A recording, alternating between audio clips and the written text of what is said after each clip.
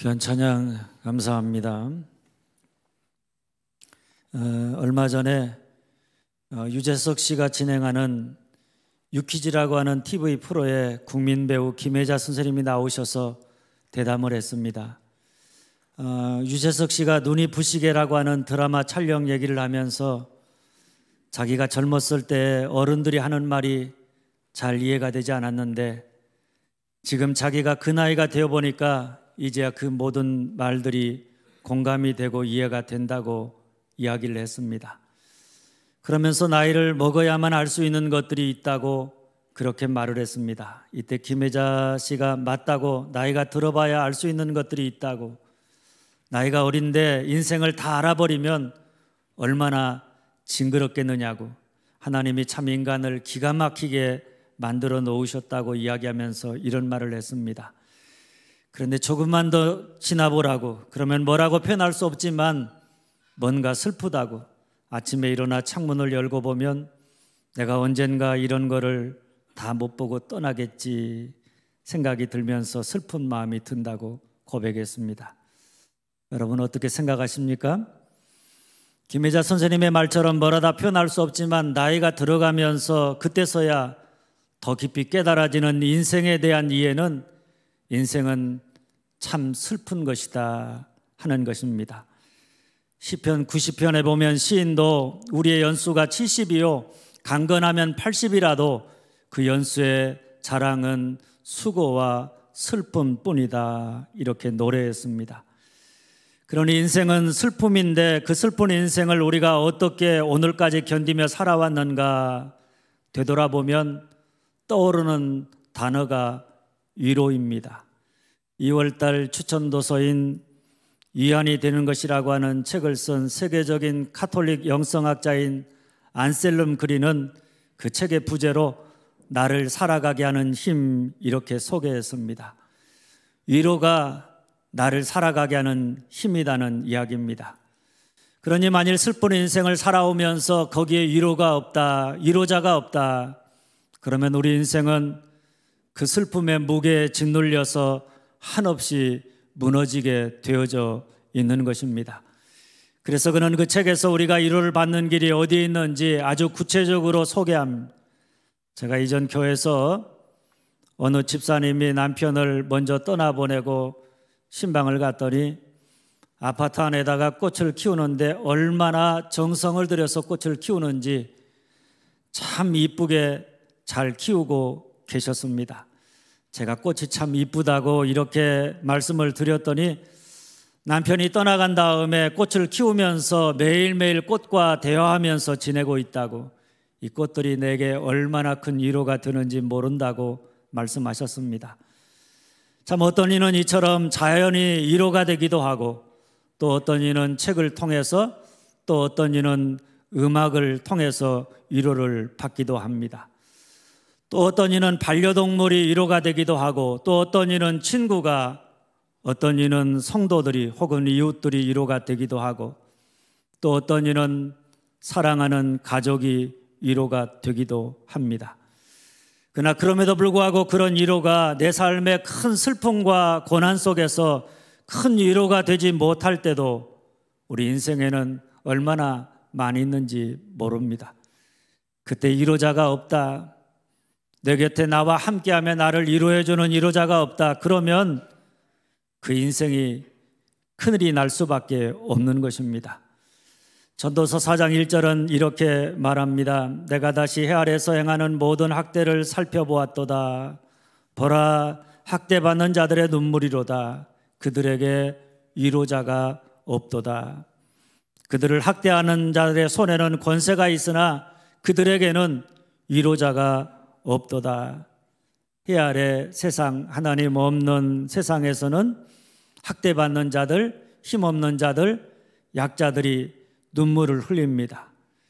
그런데 약자들이, 연약한 자들이 눈물을 흘리지만은 그 눈에서 눈물을 닦아줄 위로자가 없다는 이야기입니다. 그러다 보니까 사는 게 어떠한가 하면, 그러므로 나는 아직 살아있는 산자들보다 죽은 지 오랜 죽은 자들을 더 복되다 하였으며 사는 것보다 죽는 게 더 낫다. 차라리 죽고 싶은 마음뿐이다. 살만 나지 않는다. 이런 말입니다. 그런데 여러분, 이런 세상 속에서 살아가는 우리에게 오늘 성경은 이렇게 노래합니다. 3절 후반절 4절 말씀입니다. 찬송하리로다. 모든 위로의 하나님이시며 우리의 모든 환난 중에서 우리를 위로하사 우리로 하여금 하나님께 받는 위로로서 모든 환난 중에 있는 자들을 능히 위로하게 하시는 이시로다. 할렐루야. 우리 하나님이 어떤 분이시냐?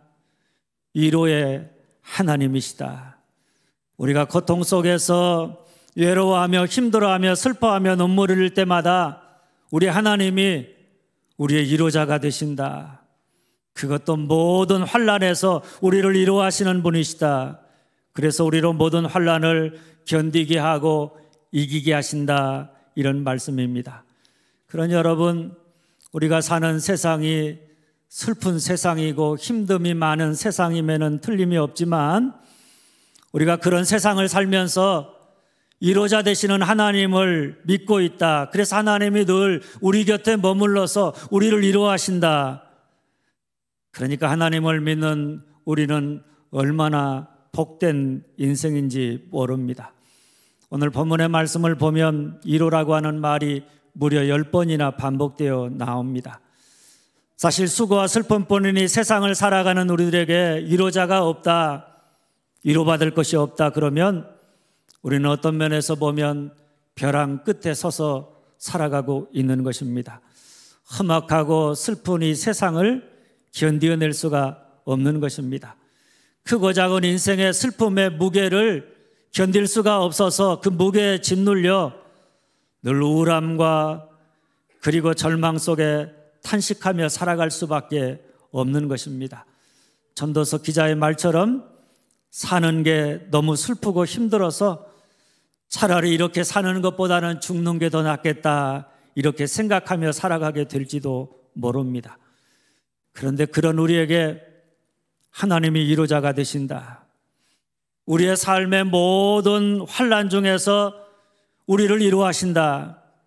이 사실은 환난 가운데 슬퍼하는 우리들에게 얼마나 큰 소망이 되고 얼마나 큰 힘이 되고 얼마나 큰 능력이 되는지 모릅니다. 그래서 오늘 바울은 하나님이 위로자가 되신다는 사실을 경험하고 깨닫고 난 다음에 이렇게 노래합니다. 찬송하리로다. 찬송하리로다. 할렐루야. 저는 여러분 모두가 힘들고 어려울 때마다 혹은 마음이 무겁고 슬플 때마다 위로자 되시는 하나님을 만남으로 말미암아 환난 중에서도 슬픔 가운데서도 오늘 바울처럼 찬송하리로다. 하나님을 찬양하면서 모든 환난을 견디어 나가는, 그래서 승리하는 여러분들이 다 되어질 수 있기를 주님의 이름으로 축원합니다. 그러면 첫째 따라서 합니다. 슬픔을 통해 위로를 만난다. 슬픔을 통해 위로를 만난다. 4절입니다. 우리의 모든 환난 중에서 우리를 위로하사 우리로 하여금 하나님께 받는 위로로서, 하나님이 위로의 하나님이시기 때문에 우리가 환난과 슬픔과 고통 속에 있을 때 우리에게 찾아오셔서 우리 곁에 머물러 계시면서 우리를 위로하십니다. 그때 우리는 하나님이 위로의 하나님이시구나, 그 하나님의 위로를 만나게 됩니다. 그러니 어떤 면에 생각해 보면 환난과 슬픔은 그때는 참 견디기 힘들지만 그 자체가 우리로 위로의 하나님을 만나게 하고 경험하게 하는 성소가 되는 것입니다. 정호승 씨는 당신이 없으면 내가 없습니다라고 하는 그의 책에서 슬픔 속에 성지가 있다 이렇게 이야기합니다. 그는 2005년도에 소설가 박안서 씨가 이인 수녀와 잡지사 샘터에서 송년 대담을 할 때 슬픔에 대해서 슬픔은 극복하는 것이 아니라 견디는 것이다, 이 말을 소개하면서 슬픔 속에 성지가 있다. 인간은 슬픔을 통해서 그 슬픔을 견디어 나가면서 비로소 성스러워지고 거룩해진다 이렇게 말했습니다. 그런데 슬픔 속에 성지가 있다 이 말을 오늘 말씀에 비추어 해석해 보면 슬퍼할 때 그때 위로의 하나님을 만나게 되고 그 위로로 슬픔을 견디다가 보면 우리가 성스러워진다, 거룩해진다, 하나님의 사람으로 온전케 되어진다 이런 말입니다. 그러니 오늘 우리에게 슬픔은 하나님의 위로를 만나게 되는 성소가 되고 축복이 되는 줄 믿으시기를 바랍니다. 그런 의미에서 우리 주님은 산상수훈의 팔복을 통해서 이렇게 선언하셨습니다. 애통하는 자는 복이 있나니 그들이 위로를 받을 것이며, 애통하는 자가 복이 있다고 선언하십니다. 왜냐하면 애통하는 자만이 하나님의 위로를 만날 수 있기 때문입니다. 애통하는 사람만이, 고난과 환난 속에서 슬퍼하는 사람만이 하나님의 위로를 받고 경험할 수 있기 때문입니다. 슬픔을 통해 위로를 만나고 슬픔 속에 성지가 있기 때문이다 이런 말입니다. 아들을 사고로 잃은 기독교 철학자 니콜라스 일터 스토프는 나는 사랑하는 사람을 잃었습니다 라고 하는 책에서 이렇게 말했습니다. 나는 눈물을 통해서 세상을 볼 것이다. 그러면 마른 눈으로 볼 수 없는 것들을 보게 되리라. 마른 눈으로 볼 수 없는 것을 눈물을 통해서 보게 되어진다는 고백입니다. 그렇습니다. 슬픔은 우리로 그 이전에 보지 못했던 것, 경험하지 못했던 것을 보게 하고 하나님의 위로를 만나게 합니다. 슬픔이나 고난을 통하지 아니하고는 경험할 수 없는 것이 바로 하나님의 위로입니다. 그러니까 슬픔이나 고난이 그때에는 우리가 견디기 힘들지 모르지만 그때 비로소 우리가 하나님의 위로를 만나게 되기 때문에 주님의 말씀처럼 슬픔 속에 성지가 있고 애통하는 자가 복이 있는 줄 믿으시기를 바랍니다. 오늘 주보에 실었는데요, 안셀름 그리는 위로를 함께 누군가의 곁에 머무는 것 이렇게 정의를 했습니다. 그는 위로한다는 것은 함께 누군가의 곁에 머무는 것이다 이렇게 정의하면서 이런 말을 했습니다. 내가 다른 사람에게 다가갈 때, 내가 그들 곁에 머물러 있을 때, 내가 그들의 절망과 고통, 눈물과 저항을 견뎌낼 때 나는 그들에게 위로가 됩니다. 말없이 곁에 머무는 것만이 당사자에게 위로가 됩니다. 여러분, 하나님이 우리에게 위로자 되신다는 것은 하나님이 우리가 당하는 환난과 슬픔 가운데 찾아오신다. 그리고 나와 함께 내 곁에 머물면서 나의 아픔과 슬픔을 나와 함께 견디어낸다. 함께 아파하신다. 이런 의미입니다. 론 벨이라고 하는 교수에게 장성한 아들이 있었습니다. 어느 날 집에 들어오는데 아들의 얼굴빛이 예전 같지 않았습니다. 축 처진 어깨, 무거운 얼굴, 지금까지 아들의 얼굴에서 그렇게 처절하게 무너진 모습을 본 적이 없었습니다. 무슨 안 좋은 일이 있나 보다 직감하면서도 아버지는 혹여 꼬치꼬치 물으면 아들의 아픈 상처를 헤집는 꼴이 될까 봐 물을 수도 없었습니다. 아버지로서 참 답답하면서도 이럴 때 아들에게 어떻게 위로하고 어떻게 힘을 줄지 몰라 고민하다가 밤이 되어서 신음하다 잠든 아들의 방에 몰래 들어가 가만히 아들 곁에 누웠습니다. 그리고 잠든 아들의 손 위에다가 자신의 손을 얹으면서 어둠 속을 뚫고 천장을 물끄러미 응시한 채 가만히 누워 마음속으로 아들을 위해 기도합니다. 하나님, 내가 애비로서 아들에게 무슨 고통과 어려움이 있는지 모르지만 아무 도움과 위로가 될 수 없습니다. 제가 할 수 있는 일이 아무것도 없습니다. 하나님 도와주시옵소서. 그러면서 아들의 손을 가만히 만진 채 한두 시간을 그렇게 있다가 나갔습니다. 다음 날도 그 다음 날도 그렇게 반복하기를 일주일이 지났을 때 아들은 드디어 아버지가 밤마다 아무 소리 없이 자기 곁에 들어와서 한두 시간을 누워있다가 나가는 것을 알아차립니다. 아무 말 없었지만 지쳐서 잠든 잠자리에 함께 머물다 나가시는 아버지를 통해서 느껴지는 위로, 사랑, 따스함을 받으면서 아들은 일어날 용기를 얻었습니다.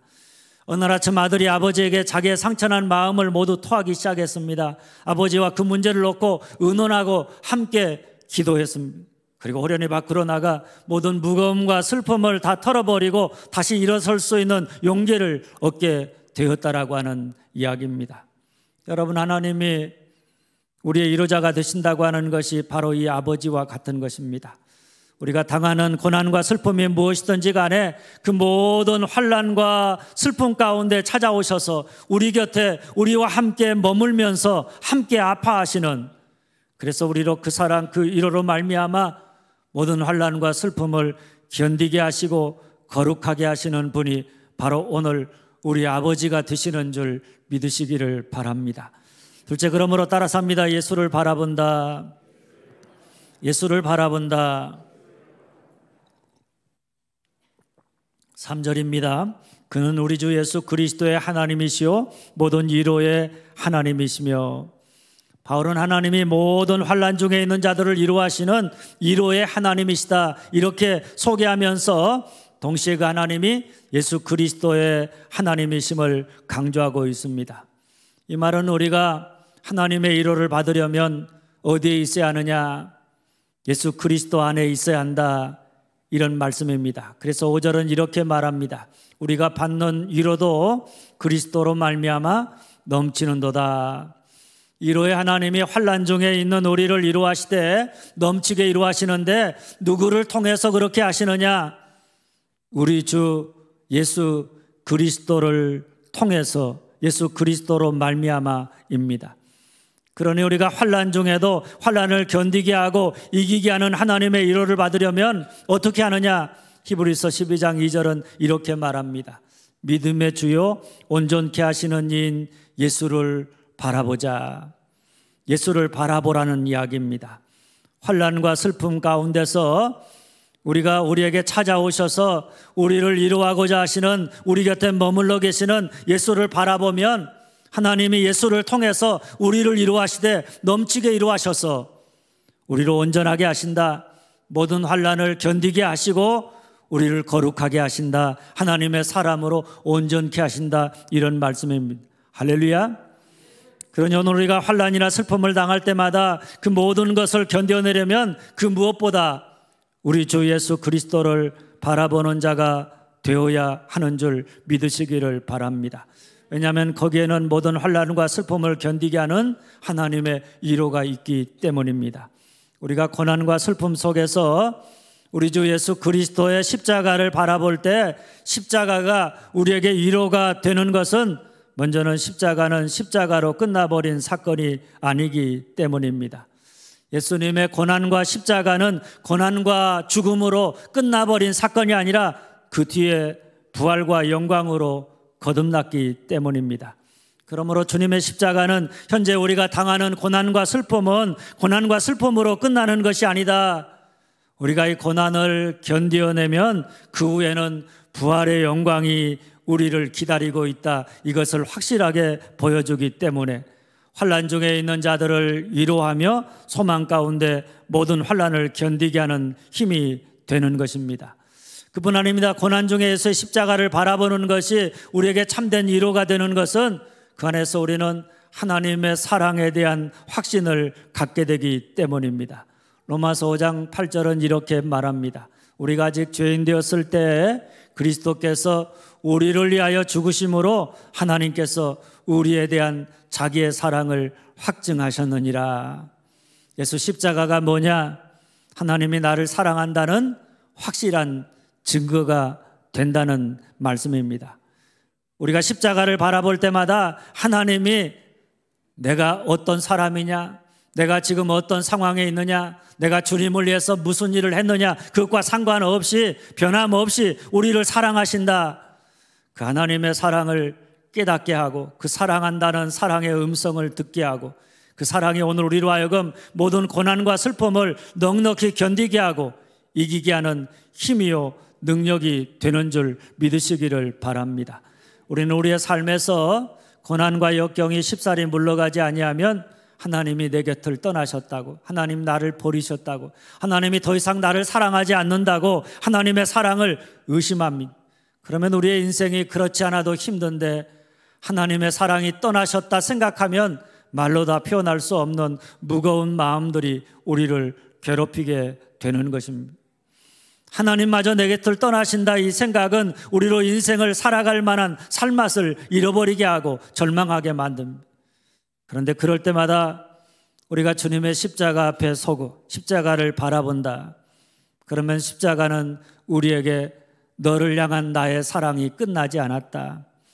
너는 나의 사랑이고 나의 기쁨이다. 나는 너와 함께하고 너는 변함없이 사랑한다. 우리에게 그 사랑을 거듭 확인시켜주는 것을 경험하게 되는 줄 믿으시기를 바랍니다. 가수 윤복희 씨가 부른 여러분이라고 하는 노래는 그의 오빠인 가수 윤한기 씨가 윤복희 씨가 힘들어할 때 동생을 위해서 지어준 노래라고 합니다. 조금만 소개하면 이렇습니다. 네가 만약 괴로울 때면 내가 위로해 줄게. 네가 만약 서러울 때면 내가 눈물이 되리. 어두운 밤 험한 길 걸을 때 내가 너의 등불이 되리. 허전하고 쓸쓸할 때 내가 너의 벗 되리라. 나는 너의 영원한 형제요. 나는 너의 친구요. 나는 너의 영원한 노래요. 나는 너의 기쁨이요. 그런데 여러분, 오늘 우리가 인생을 살다가 괴롭고 힘들 때, 서러울 때, 억울하고 외롭고 힘들 때마다 우리 주 예수 그리스도의 십자가를 바라보면 우리 주님이 우리의 영원한 친구가 되어서 우리 곁에 머물면서 우리를 위로하시고 우리로 모든 환난을 견디게 하시는 줄 믿으시기를 바랍니다. 셋째 따라서 합니다. 환난 중에 있는 자들을 위로한다. 환난 중에 있는 자들을 위로한다. 4절 중반절입니다. 우리로 하여금 하나님께 받는 위로로서 모든 환난 중에 있는 자들을 능히 위로하게 하시는 이시로다. 우리가 환난 가운데 주님을 바라봅니다. 그러면 하나님이 예수 그리스도 안에서 우리를 위로하시고 그 위로가 우리로 하여금 모든 고난을 견디게 하는 것입니다. 그런데 우리가 환난 속에서 하나님의 위로를 받고 고난을 잘 견디며 나아간다. 그러면 그것이 바로 다른 고난받는 사람들에게 힘과 용기를 주는 위로의 행위가 되는 것입니다. 우리는 극심한 어려움 속에서도 어려움을 잘 견디어 나가는 사람들을 바라볼 때 그들을 통해서 얼마나 큰 힘을 얻고 생의 위로를 얻는지 모릅니다. 그래서 6절은 이렇게 말합니다. 우리가 환난당하는 것도 너희가 위로와 구원을 받게 하려는 것이요, 우리가 위로를 받는 것도 너희가 위로를 받게 하려는 것이니.